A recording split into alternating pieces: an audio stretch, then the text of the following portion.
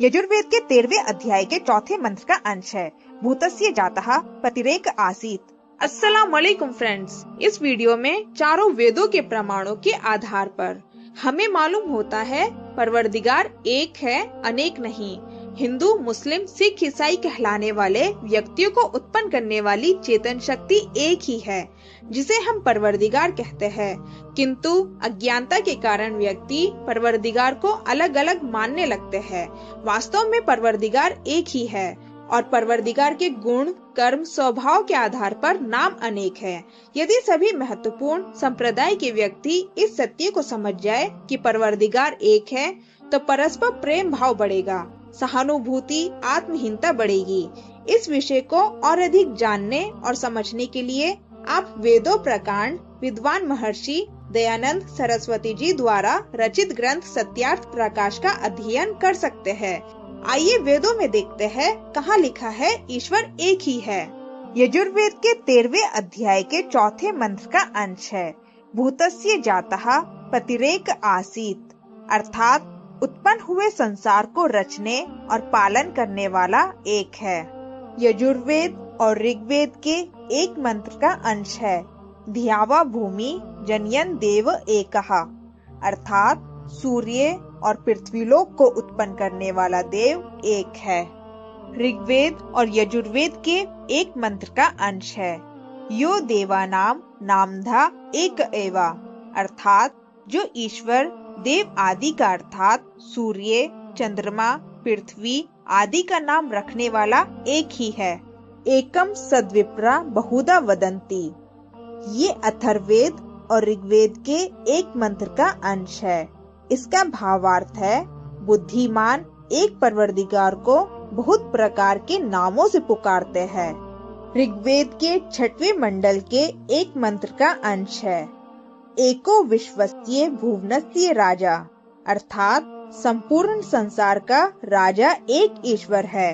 अथर्ववेद के एक मंत्र का अंश देखिए, जिसमें बहुत जोर देकर कहा गया है कि ईश्वर एक ही है। स एष एका एक वृद्धेका एव, अर्थात वह ईश्वर एक अद्वितीय ही है, उससे भिन्न दूसरा ईश्वर कोई भी नहीं। सामवेद के 389 के मंत्र का अंश है।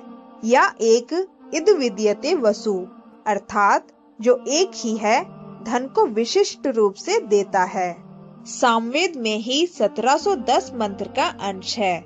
सम्राडेको विराजति, अर्थात एक अद्वितीय परमेश्वर चक्रवर्ती सम्राट होता हुआ विशेष रूप से शोभा पा रहा है।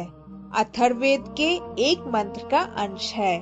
भुवनस्य यस पतिरेक एव, अर्थात जो ब्रह्मांड का एक ही पालक स्वामी है।